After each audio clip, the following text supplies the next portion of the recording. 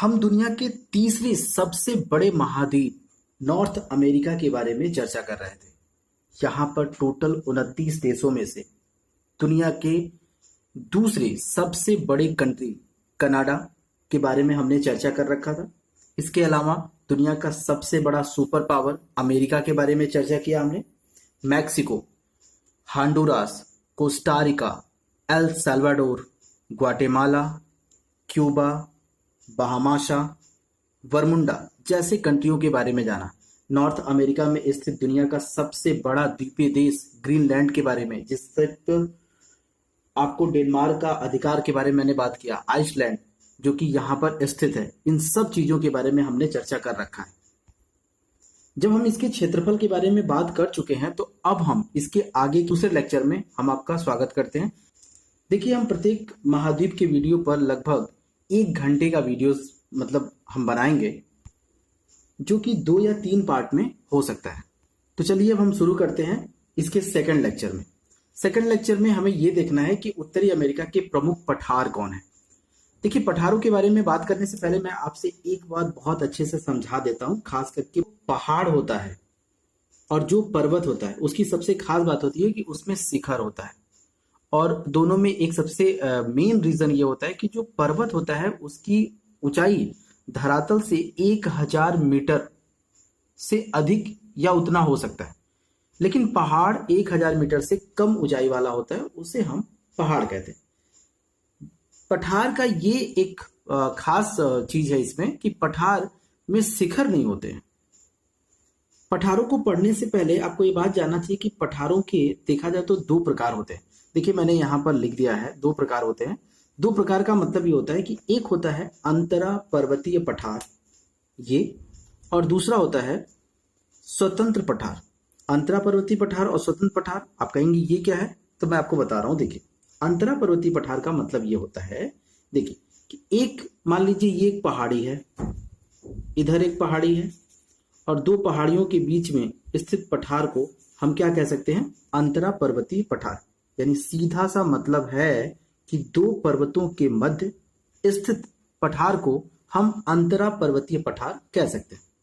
ठीक है।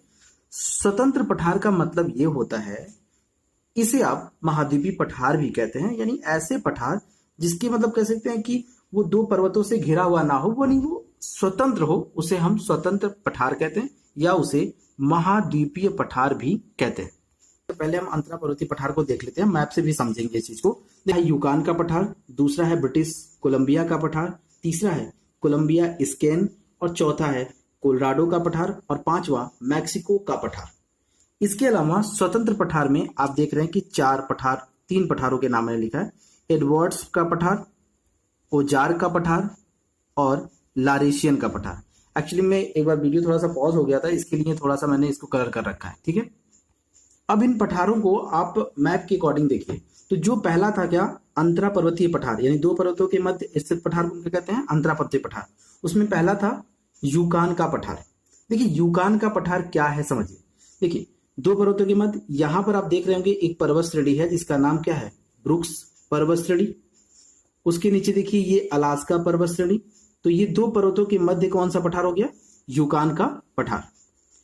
जस्ट नीचे आप आकर के देखिए, ये एक लंबी सी रेंज आपको दिखाई दे रही है, इसे कहते हैं रॉकी पर्वत श्रेणी। इधर आप देख रहे हैं पर्वत श्रेणी का श्रृंखला बना हुआ है, इसको बोलते हैं कोस्ट रेंज। यानी कोस्ट रेंज और रॉकी पर्वत, कोस्ट रेंज और रॉकी पर्वत, इन दोनों के मध्य जो पठार स्थित है उसे हम कहते हैं कोलंबिया का पठार। तीसरा पठार कोलंबिया स्केन। यहां देखिए कॉस्केट रेंज है, ये पर्वत श्रेणी है और ये फिर रॉकी है। तो ये 2 पर्वतों के बीच में स्थित अंतरा पर्वतीय पठार, तीसरा पठार कौन सा हो जाएगा, कोलंबिया का पठार। कोलंबिया स्कैन कहते हैं इसको। तीसरा यहां देखिए ये सियरा नेवादा है। सियरा नेवादा एक पर्वत श्रेणी है। ये सियरा नेवादा आप देखें, ये एक पर्वत श्रेणी है। यहां से ये दिखाई दे रहा है आपको रॉकी पर्वत, और इन दोनों के मध्य स्थित पठार है जिसे हम कहते हैं कोलोराडो का पठार। देखिए, ये बात आपको समझना चाहिए कि कोलोराडो का पठार, दरअसल इस रॉकी से एक नदी गुजरती है, उसको नाम भी दिया जाता है कि कोलोराडो नदी है वो। तो कोलोराडो नदी जब निकलती है तो यहाँ पर आती है तो ये गार्ज बनाती है, खूब गहरा खड्ड, जैसे ऐसे कुछ नुमा बनती है, यानी ऐसे खड्ड, बीच में से पानी ऐसे गुजरता रहता है और ये खड्ड बन जाता है, इसको गार्ज कहते हैं। तो ग्रेट कैनियन यहीं पर स्थित है। अब हम आगे देखते हैं मैक्सिको का पठार। देखिए एक तरफ पर्वत श्रेणी है ये वाला, जिसको हम कहते हैं सियरा माद्रे ऑक्सीडेंटल, दूसरी तरफ पर्वत श्रेणी है सियरा माद्रे ओरिएंटल, और इन दोनों के मध्य स्थित पठार को हम कहते हैं मैक्सिको का पठार। तो ये हुआ आपका अंतरा पर्वतीय पठार। मैं इसको एक एक लाइन में आपको पहले समझा दे रहा हूं। देखिए पहला पठार क्या है, यूकान का पठार। कहां पर स्थित है, तो ब्रुक्स और अलास्का पर्वतों के मध्य स्थित है। दूसरा पठार था ब्रिटिश कोलंबिया का पठार, कॉस्केड रेंज और रॉकी पर्वत के मध्य स्थित है। आपसे ऐसे ही सिंपल से क्वेश्चन आ सकते हैं कि यूकान का पठार किन दो पर्वतों के मध्य स्थित है, आप कहिएगा ब्रुक्स और अलास्का। तीसरा है कोलंबिया स्केन, तो कॉस्केड रेंज और रॉकी पर्वत के मध्य स्थित है, आपने मैप में पहले देखा है। देखिए हम तीसरी बार इसको दोहरा रहे हैं। इसके अलावा कोलोराडो का पठार सियरा नेवादा और रॉकी के पर्वत दोनों के मध्य स्थित है। मैक्सिको का पठार सियरा माद्रे ऑक्सीडेंटल और दूसरा है सियरा माद्रे ओरिएंटल। ठीक है, देखिए थोड़ा सा नाम आपको थोड़ा सा विचलित कर सकता है, थोड़ा कुछ फनी जैसा नाम लग रहा होगा, तो निश्चिंत होकर के आप इसको पढ़िए, क्योंकि एग्जाम में पूछे जाते हैं यहाँ से सवाल। ठीक है, आप अब इसके अलावा जो मैंने कहे थे कि जो स्वतंत्र पठार होते हैं यानी महाद्वीपीय पठार, देखिए यहाँ पर एक पठार आपको दिखाई दे रहा है लॉरेशियन पठार। अब देखिए आपको देख करके ये लग रहा होगा कि ये तो देखिए, जब ना आपको मैं बता दूं कि अगर कोई भी स्थल, आप बड़े ध्यान से सुनिए मेरी बात को, कोई भी स्थल, यहाँ पर आप देखिए स्थल बनाया मैंने, कोई ऐसे स्थल है और इस स्थल के एक साइड में जल है, नीचे साइड में भी जल है और इधर भी जल है, यानी तीन तरफ जल हो और एक तरफ स्थल हो, तो उसे हम क्या कहते हैं, उसे हम कहते हैं प्रायद्वीप, उसे हम प्रायद्वीप कहते हैं, पेनिनसुला। तो ये लॉरेशियन का पठार एक प्रायद्वीप पर स्थित है और इस प्रायद्वीप का नाम है लेब्राडोर तट, यानी लेब्राडोर प्रायद्वीप भी आप कह सकते हैं। ठीक है, यहाँ पर देखिए एक और पठार है जिसको बोलते हैं ओजार का पठार। पूछा जाएगा ओजार का पठार कहाँ स्थित, आप कहिएगा अमेरिका में स्थित है। इसके अलावा एडवर्ड्स का पठार ये भी स्थित है। लेकिन ये तीनों पठार कैसे हैं, ये स्वतंत्र यानी महाद्वीपीय पठार हैं। इसके अलावा नोट आप लिख लीजिए, देखिए आप पहले स्क्रीनशॉट ले लीजिएगा, ठीक है, फिर इसका स्क्रीनशॉट ले लीजिएगा।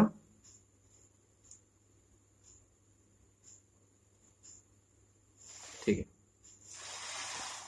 देखिए वो मैंने नोट में लिखवाया था ना कि कोलोराडो के पठार विश्व की सबसे बड़ी नदी गार्ज का निर्माण करती है, वही जो नदी जाती है जिसको हम क्या कहते हैं, ग्रांड कैनियन कैनियन। आगे आप देखेंगे भी नदियों में दुनिया का सबसे गहरा नदी गार्ज कहां बनता है, तो सिंध नदी में बनता है, वो हम आगे पढ़ेंगे। तो चलिए अब हम बात करते हैं उत्तरी अमेरिका के जो प्रमुख पर्वत हैं। जितने भी पर्वत हैं हम उसके बारे में थोड़ा थोड़ा समझेंगे और जानेंगे उनके बारे में। देखिए उत्तरी अमेरिका में पर्वत तो बहुत सारे हैं, लेकिन सबसे फेमस जो पर्वत है वो है रॉकी पर्वत। आप जानते हैं रॉकीज के बारे में, बहुत सुना होगा आप लोगों ने रॉकी पर्वत। आप पहले तो देख सकते हैं कि रॉकी पर्वत कितना लंबा है। यहाँ से आप देख रहे हैं ना, इसकी लंबाई यहाँ से फैला हुआ है यहाँ तक, ये रॉकी पर्वत है। ये आप कह सकते हैं कि मैक्सिको के दक्षिण तक ये स्थित है। हालांकि मैंने थोड़ा नीचे खींच दिया, लेकिन मैक्सिको तक ये। इसके अलावा ये अलास्का से निकला हुआ है, ठीक है, अलास्का से मतलब यहाँ से लेकर के ये पूरा फैला हुआ है। देखिए इसके बारे में सबसे जानने से पहले आपको एक बात जरूर जानना चाहिए कि रॉकी पर्वत किस टाइप का पर्वत है। तो मैं आपको बता दूं यह है एक नवीन मुड़दार पर्वत है। यहाँ पे मैंने लिखा है नवीन मुड़दार पर्वत का मतलब ये होता है कि ऐसे पर्वत जिनका निरंतर उत्थान हो रहा है, यानी जारी है, वो निरंतर आगे बढ़ते जा रहे हैं।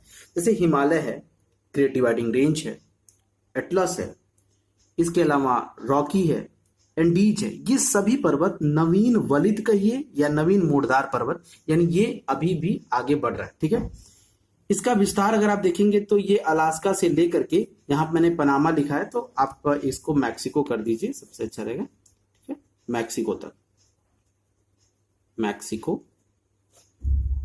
के साउथ तक, दक्षिण तक ये फैला हुआ है। यह जो पर्वत है ये उत्तरी अमेरिका की सबसे लंबी पर्वत श्रेणी है, ये बात ध्यान रखिएगा। देखिए दुनिया में सबसे लंबा पर्वत श्रेणी कौन सा है, एंडीज है, ठीक है, लेकिन दूसरा कौन सा है, रॉकी। लेकिन उत्तरी अमेरिका पर्टिकुलर हम महाद्वीप की बात करें तो इस महाद्वीप का सबसे लंबा कौन सा है, रॉकी पर्वत है। के सबसे ऊंची चोटी की अगर हम बात करें तो उसकी ऊंचाई है, उसका नाम क्या है, माउंट एल्बर्ट। यहां पर आप देख सकते हैं फिगर में, यहां पर माउंट एल्बर्ट मैंने बनाया है। माउंट एल्बर्ट ये सबसे ऊंची चोटी है। वाशिंगटन प्रांत में एक कहते हैं ना पर्वत श्रृंखला है, मतलब कह सकते हैं उसी का पर्वत का एक श्रेणी में बना हुआ है ओलंपियस पर्वत। ओलंपियस पर्वत जो है वो रॉकी श्रृंखला में स्थित है। मैं एक बात बता दूं कि ये आईएएस के एग्जाम में एक बार पूछ चुका हुआ है कि वाशिंगटन प्रांत में है। तो वाशिंगटन प्रांत में आपको बता दूं कि अगर आपको पता होना चाहिए कि ये अगर पूरा अमेरिका का फिगर आप देख रहे हैं तो यहीं पर है वाशिंगटन प्रांत। देखिए यहाँ पे मैंने बनाया पर्वत स्टडी, तो यहीं पर स्थित है। ये ओलंपियस पर्वत जो है वो यहाँ का है।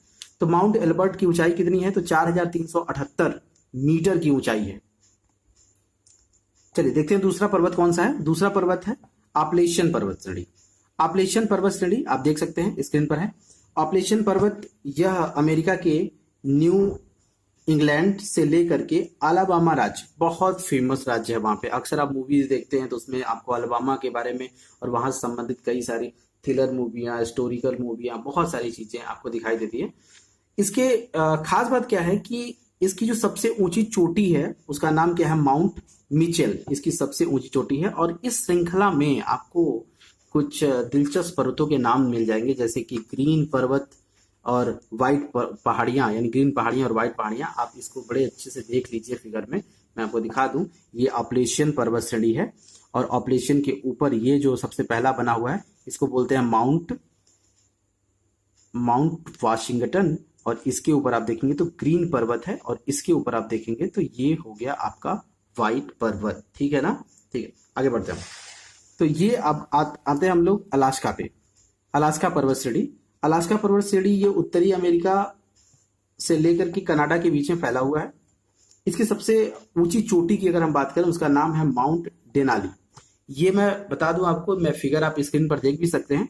दरअसल क्या हुआ कि अगस्त 2015 में, आपको पता है कि 2 बार अमेरिका के राष्ट्रपति रहे बराक ओबामा जी ने इसके नाम को बदल दिया और बदल करके उन्होंने इसका नाम रख दिया माउंट डेनाली। पहले इसका नाम हुआ करता था माउंट मैकिनले। आप किताबों में भी अभी यही नाम देखेंगे, लेकिन नाम चेंज हो चुका है, नाम हो गया नया वाला माउंट डेनाली।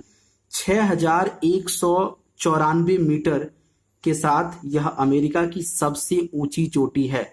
ये ध्यान रखिएगा, रॉकी की सबसे ऊंची चोटी माउंट एल्बर्ट है जो कि इससे छोटी है। उसकी ऊंचाई है 4378 मीटर, लेकिन इसकी ऊंचाई है 6194 मीटर। तो अब हम बात करते हैं आगे के पर्वत श्रेणियों के बारे में। मैकेंजी पर्वत श्रेणी। मैकेंजी पर्वत श्रेणी के बारे में आप ये जानिए कि मैकेंजी कनाडा के यूकान राज्य में स्थित है। यानी कनाडा में एक राज्य है यूकान। आप फिगर में मैं अभी आपको दिखा दूंगा, यहाँ पे आप देख भी सकते हैं। ठीक है, ये यूकान राज्य है कनाडा का। कनाडा के जब दूसरे प्रधानमंत्री अलेक्जेंडर मैकेंजी गद्दी पर बैठे तो उन्होंने बहुत अच्छे काम किए और खास करके उनके मृत्यु हो जाने के बाद कनाडा वासियों ने उनकी याद में और उनके सम्मान में आप कह सकते हैं कि इसका नाम उन्होंने इन्हीं के नाम पर रखा, मैकेंजी पर्वत श्रेणी। तो इनके सम्मान में ये नाम रखा हुआ था। ठीक है, मैकेंजी पर्वत की जो सबसे इंपॉर्टेंट बात यह है कि प्रसिद्ध नहानी राष्ट्रीय अभ्यारण्य इसी मैकेंजी पर्वत श्रेणियों पर ही स्थित है, जो कि कनाडा में बहुत फेमस है, खास करके टूरिस्ट के लिए बहुत फेमस है। ये लोग जाते हैं, अक्सर आप वीडियोस में अक्सर देखे होंगे इस चीज को। यहां से एक नदी निकलती है, उस नदी का नाम है यूकान नदी। यूकान नदी यहां से निकलती है और ये यूकान नदी यहां से निकल करके, यहाँ आपको पता है बेरिंग जल संधि है, वहां जाकर के ये मुहाना बनाने का काम करती है। यानी यहां से निकलती है और बेरिंग जल संधि में जाकर के मुहाना बनाती है। तो ये हुआ आपका पर्वतों का एक श्रृंखला जो आप देख सकते हैं इसके साथ। ठीक है, अब हम आगे बढ़ते हैं। अब हम देखेंगे उत्तरी अमेरिका के प्रमुख झीलों के बारे में, यानी ग्रेट लेक के बारे में हम सबसे पहले पढ़ेंगे। देखिए, उत्तरी अमेरिका में अगर आप खास बात करें वहाँ के झीलों के बारे में तो बहुत सारी झीलें हैं, बहुत फेमस झीलें। सुपीरियर है, मिशिगन है, ह्यूरॉन है, ईरी, ओंटारियो। इसके अलावा ग्रेट बियर है, ग्रेट स्लेव है, अथावस्का, विनिपेग, रेंडियर, कई सारी झीलें हैं जो कि बहुत फेमस है यहाँ पे। तो हम पहले ग्रेट लेक से बात करेंगे। ग्रेट लेक क्या है पहले उसको बड़े मैप से अच्छे से समझेंगे। पहले थोड़ी सी इंट्रोडक्शन आप ले लीजिए। देखिए, ग्रेट लेक के बारे में ये खास बात है कि ग्रेट लेक अगर आप देखें तो अमेरिका अमेरिका और कनाडा, इन दोनों के सीमा पर स्थित 5 झीलों का जो समूह है उसी को हम कहते हैं ग्रेट लेक। यानी 5 महान झीलें हैं ये, इसको हम ग्रेट लेक कहते हैं। ग्रेट लेक में इसमें कुल 5 झीलें हैं और उन झीलों के नाम क्या हैं? तो पहला झील है सुपीरियर झील, दूसरा है मिशिगन, तीसरा है ह्यूरॉन, चौथा है ईरी, पांचवा है ओंटारियो झील। और ये ताजे पानी की विशाल झीलों का एक समूह कह सकते हैं कि पूरे के पूरे एक पूरे नंबर में एक साथ ये जुड़े हुए हैं, सब एक दूसरे से कनेक्ट हैं। ठीक है, तो इसको आप ताजे पानी के झीलों का एक समूह कह सकते हैं। आप फिगर में थोड़ा सा इनके बारे में देख सकते हैं। देखिए यहाँ पर एक झील नुमा मैंने बनाया है, इस झील का नाम क्या है? तो ये हो गया आपका सुपीरियर झील। ठीक है, सुपीरियर झील के जस्ट बगल में आपको यहाँ पर एक झील दिखाई देगा, ये है मिशिगन झील। मिशिगन झील के जस्ट ऊपर यहाँ पर आपको दिखाई देगा ह्यूरॉन झील, ये नीचे आपको ईरी झील दिखाई देगा और यहाँ पर ये जो झील है इसको हम बोलते हैं ओंटारियो। तो खैर अभी हम फिगर से इसको अच्छे से समझेंगे, फिलहाल आप समझ लीजिए कि ये 5 झीलें हैं। ठीक है, हम पहले इसके क्रम को समझने से पहले इनको एक बार देख लेते हैं कि पूरब से पश्चिम और पश्चिम से पूरब इनका क्रम क्या बनता है। आपके सामने इन महान झीलों का एक ग्राफ खींचा हुआ है, बड़े ध्यान से देखिए और बहुत ही महत्वपूर्ण है, यहीं पर पूरा कंसंट्रेशन लगाइएगा। देखिए 5 झीलें हैं, कौन कौन, मैं एक बार फिर से याद दिला दूं आपको उन 5 झीलों में नाम क्या क्या है। तो एक झील है जिसका नाम है सुपीरियर झील, आप देख सकते हैं। दूसरा झील है, इसको हम बोलते हैं मिशिगन झील, तो पहला सुपीरियर, दूसरा मिशिगन।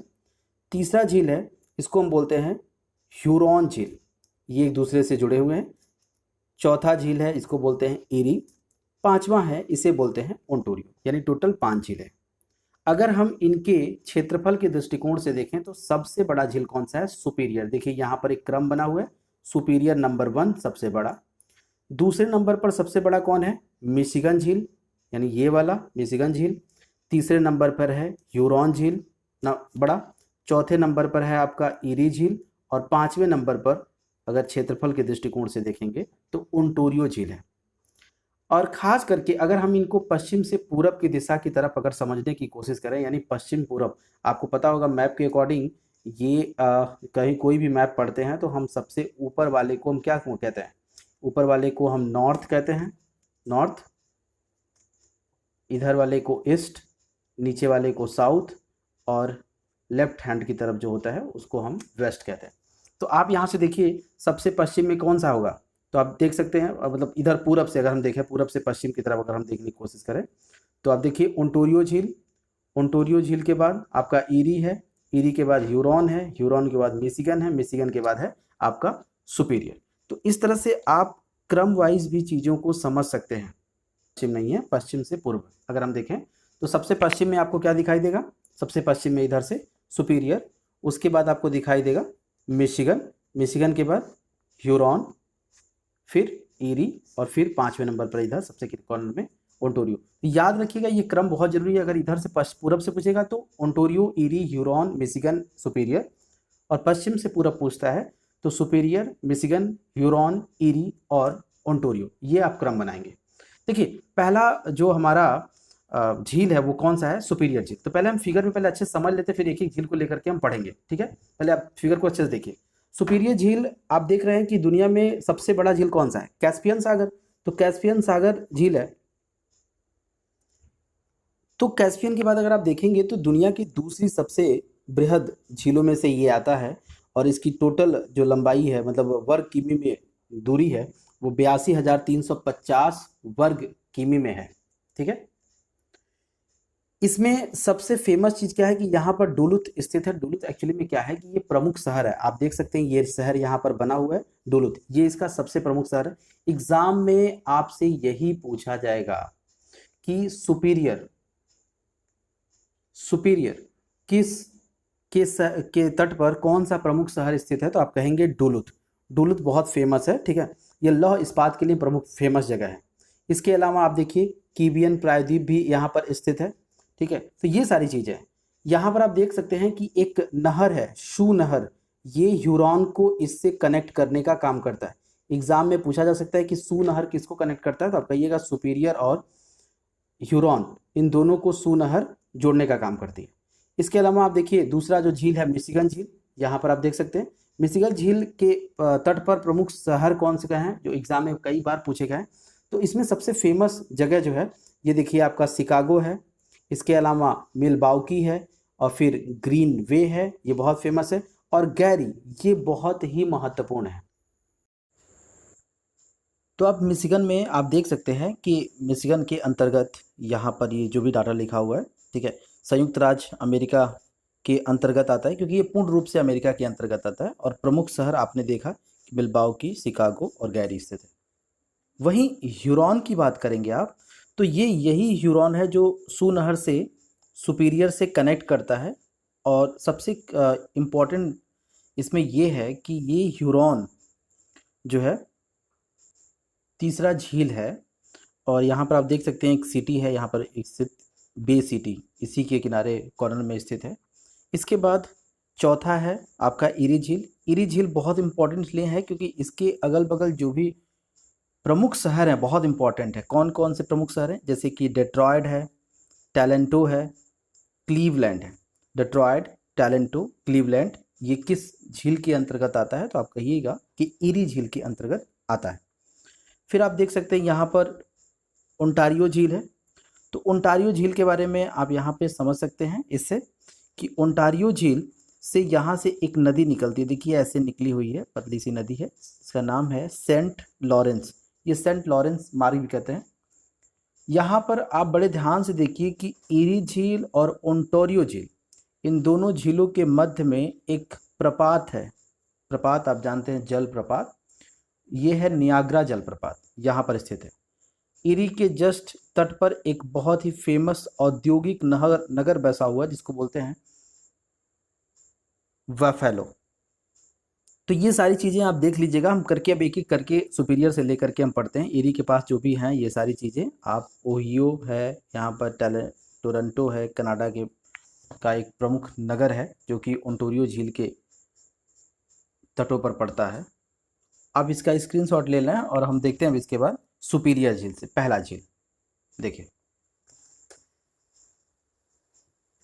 ये हो गया आपका सुपीरियर झील। देखिए सुपीरियर झील के बारे में सबसे इंपॉर्टेंट बात, अब एक एक करके झीलों के बारे में पढ़ेंगे। सुपीरियर झील जो है वो सू नहर से कनेक्ट होती है, किससे, ह्यूरॉन से कनेक्ट होती है, जो जुड़ी होती है। और सुपीरियर झील जो है अमेरिका और कनाडा दोनों देशों के सीमाओं के मध्य ये स्थित है, यानी दोनों की सीमाओं को, बाउंड्री को ये कवर करती है। दुनिया में अगर हम बात करें सबसे बड़ी झील कौन सी है, तो हम कहते हैं कैस्पियन सागर। कैस्पियन के बाद अगर दुनिया की दूसरी सबसे बड़ी झील कोई है तो वह है सुपीरियर झील।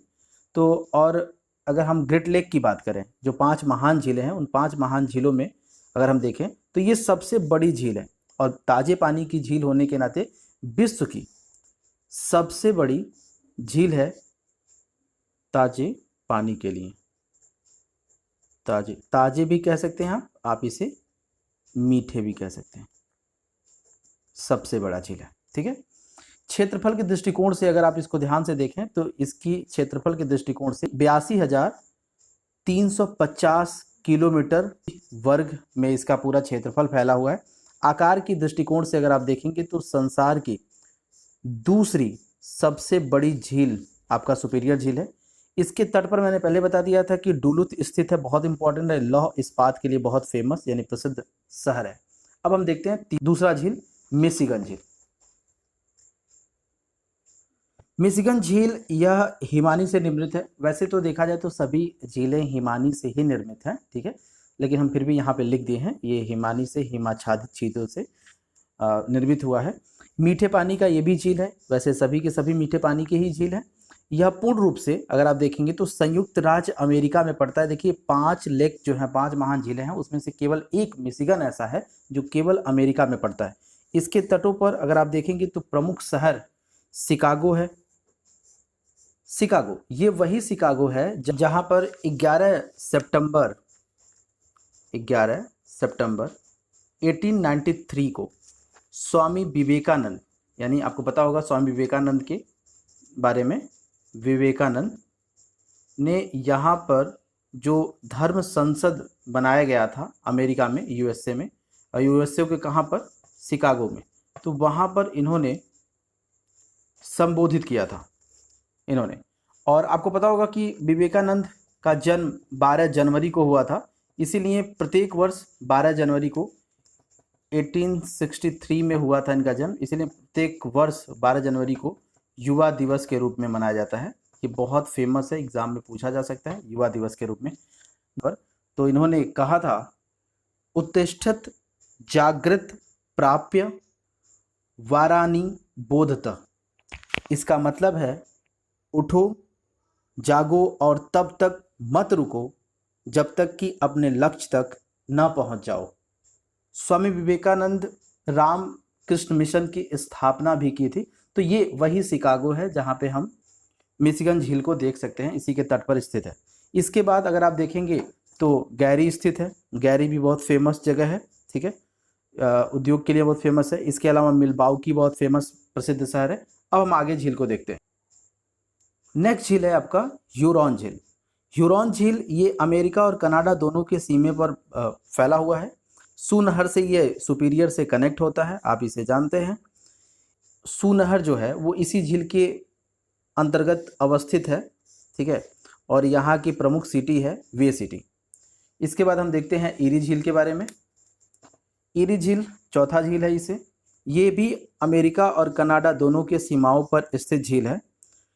ईरी एक नहर है, ईरी नहर द्वारा ये झील जो है ह्यूरॉन झील से कनेक्ट होता है, यानी ईरी एक नहर है और इसी ईरी नहर से ये ह्यूरॉन से कनेक्ट होता है। इसके अलावा वेलेंट नहर आप यहाँ से निकलते हुए देख सकते हैं, वेलेंट नहर ये ओंटारियो झील से कनेक्ट करता है। तो ये एक जुड़ा हुआ है, ओंटारियो का इससे कनेक्शन है, ईरी का कनेक्शन ह्यूरॉन से है। तो आप देख सकते हैं ईरी एवं ओंटारियो को अगर आप समझें तो इन्हीं दोनों के मध्य कौन सा जलप्रपात स्थित है, मैंने फिगर में बताया था, नियाग्रा जलप्रपात स्थित है। अब हम देखते हैं ओंटारियो झील। आप देखिए ओंटारियो झील के बारे में। ये ओंटारियो झील कनाडा और अमेरिका दोनों के मध्य स्थित है। ये पांचवा है और सबसे छोटा झील है सभी झीलों में, यानी 5 ग्रेट लेक में अगर हम देखें तो सबसे छोटा कौन सा है, तो आप कह सकते हैं कि सबसे छोटा झील ये है ओंटारियो झील। यहाँ से सेंट लॉरेंस नदी निकलती है और ये जो सेंट लॉरेंस नदी है वो जाकर के किनारे एक लॉरेंस की खाड़ी बनाती है। और लॉरेंस की खाड़ी कहाँ पड़ती है, तो आप कह सकते हैं अटलांटिक महासागर का आपने फिगर देखा था ना, वहीं पर ये मुहाना बनाती है। तो यानी आप कह सकते हैं कि जो ग्रेट लेक है, 5 महान झीलें हैं, उसमें से ये नहर कहीं ना कहीं यहीं से निकल के गुजरती है नदी। तो ग्रेट लेक को अटलांटिक महासागर से जोड़ने का काम कौन सी झील करती है, नदी करती है, तो सेंट लॉरेंस करती है। यहाँ आप देख सकते हैं कि जो मैंने बताया था आपको ईरी के बारे में, यहाँ पर फिर से ध्यान से देख लीजिए ईरी के बारे में। तो ईरी झील के तट पर एक प्रमुख शहर है जिसका नाम क्या है, डेट्रॉयट। दुनिया में ऑटोमोबाइल्स इंडस्ट्री के लिए सबसे फेमस जगह है। और आपको पता होगा कि जो जनरल मोटर्स है, फोर्ड की गाड़ियाँ, आप अक्सर गाड़ियाँ देखते हैं फोर्ड वाली, किलस्कर, ये सारी जो कंपनियाँ हैं बड़ी बड़ी, वो डेट्रॉयट में ही हैं। तो चलिए अब हम देखते हैं इधर ओंटारियो झील के बारे में आपने पढ़ लिया था। ओंटारियो झील के बारे में जो ये मैंने कहा कि कनेक्ट होता है, इसको आप शहर जो है चित्र में देख सकते हैं, ठीक है। कनाडा के प्रमुख झीलों के बारे में अब हम पढ़ते हैं, बहुत इंपॉर्टेंट झील है। कनाडा में कुल अगर आप देखेंगे तो 5 झीलें हैं, बहुत फेमस झीलें। मैं चाहता हूँ पहले आप उसको समझ लें, 5 झील कौन कौन से हैं। तो देखिए ये आपको पता होगा कि यहाँ पर ये अलास्का है, फिगर में आप समझ चुके हैं इतना। सबसे ऊपर कनाडा में यहाँ पर एक झील है, हुआ है, इसका नाम है ग्रेट बियर। दूसरा झील है, इसका नाम है ग्रेट स्लेव। तीसरा है अथावस्का झील। चौथा है रेनडियर झील और 5वां है विनिपेग झील। यानी कनाडा में कुल कितनी झीलें हैं, तो आप कहेंगे 5 झीलें हैं। कौन कौन, Great Bear, Great Slave, Athabasca, Reindeer और विनिपेग। तो अब हम पहले झील से देखते हैं। जस्ट उसके ऊपर देख सकते हैं ब्यूफोर्ट सागर भी है, ये दिमाग में रखे रहिएगा, बहुत इंपॉर्टेंट है। पहला जो झील है हमारा वो है ग्रेट बियर झील। ग्रेट बियर झील के बारे में आपको बता दूं कि जो 66.5 डिग्री का आर्कटिक वृत्त जाता है, ऐसे लाइन, आपको पता है ना, ग्लोब जो बनता है उसमें 66.5 डिग्री का जो लाइन बनता है वो यहीं से होकर के गुजरता है, यानी आर्कटिक वृत्त यहीं से होकर गुजरता है। ग्रेट स्लेव के बारे में आप देखें, दूसरा जो झील है, मैकेंजी नदी यहीं से निकलती है, वही मैकेंजी नदी, ठीक है, इसी ग्रेट स्लेव से निकलती है और जा करके आप कह सकते हैं कि कनाडा की सबसे लंबी नदी अगर कोई है तो इसका नाम क्या है, मैकेंजी नदी है। ब्यूफोर्ड सागर में जाकर के ये अपना मुहाना बनाती है। तीसरा झील कौन सा है, तीसरा झील है आपका अथावस्का झील, यहाँ पर आप देख सकते हैं। और इसमें यूरेनियम का बहुत बड़ा भंडारण क्षेत्र है, तो खास करके यूरेनियम के भंडारण में पूरे वर्ल्ड में बहुत फेमस है, इसीलिए यूरेनियम के लिए ये काफ़ी जाना जाता है, इसे यूरेनियम सिटी भी कहते हैं। और वास्तव में यहाँ पे जो बसा हुआ है, जिस सिटी के आसपास बसा हुआ है, उसका नाम ही यूरेनियम सिटी है, यानी इसके तट पर यूरेनियम सिटी स्थित है। चलिए, तो हम अब आगे के जो झील हैं उनके बारे में हम देखते हैं, यानी इसके तट पर यूरेनियम सिटी। चौथा झील है आपका रेनडियर झील। रेनडियर झील आप देख सकते हैं कि ये कनाडा में स्थित है और ये भी एक मीठे पानी का झील है। कुछ बहुत विशेष नहीं है इसके बारे में, बस इतना ही जानिए।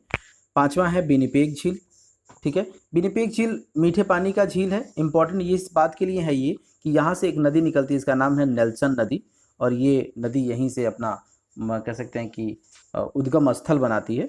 और यहाँ पर विनिपेग शहर स्थित है, और इस विनिपेग शहर को विनिपेग झील के तट पर ये विश्व की मंडी कहलाती है, खास करके गेहूं की मंडी। तो बहुत ही इम्पॉर्टेंट है, किस झील को विश्व की गेहूं की मंडी कहते हैं हम, तो आप कह सकते हैं विनिपेग, इसी के नाम से ये विख्यात भी है। एक नोट है, आप लोग लिख लीजिए, एक और झील रह गया था, इसका नाम है ग्रेट साल्ट लेक। ये बहुत फेमस है, ये भी, ये अमेरिका के ग्रेट बेसिन में स्थित है। जो ग्रेट बेसिन का क्षेत्र है, मैं नेक्स्ट टॉपिक में आपको ये बात समझा दूंगा, ठीक है।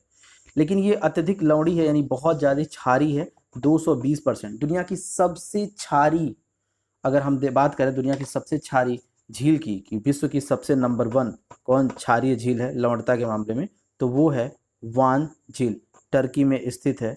आप इसके बारे में पढ़ सकते हैं। 333% लवणता की मात्रा है, अगर हम बात करें उसके साल्ट होने की। तो सबसे ज़्यादा क्षारीय कौन है, वान झील। तो आज यहीं तक। नेक्स्ट टॉपिक में आप ये देखेंगे कि अब हम इसके बारे में, जो नदियाँ बची हुई हैं उनके बारे में हम पढ़ेंगे, और कुछ बचे हुए जो तथ्य हैं उनके बारे में हम देख करके इस वीडियो को कंप्लीट कर दें, यानी आपका उत्तरी अमेरिका समाप्त हो जाएगा। तो इंतज़ार करिए, और प्लीज़ सब्सक्राइब कर लीजिए और अपने मित्रों को शेयर कर लीजिए वीडियोज़ को, ठीक है। और बेल का आइकन जरूर दबा दीजिए, जिससे जितने मेरे नोटिफिकेशंस आएँ तो आपको पता चल सके। Thank you very much.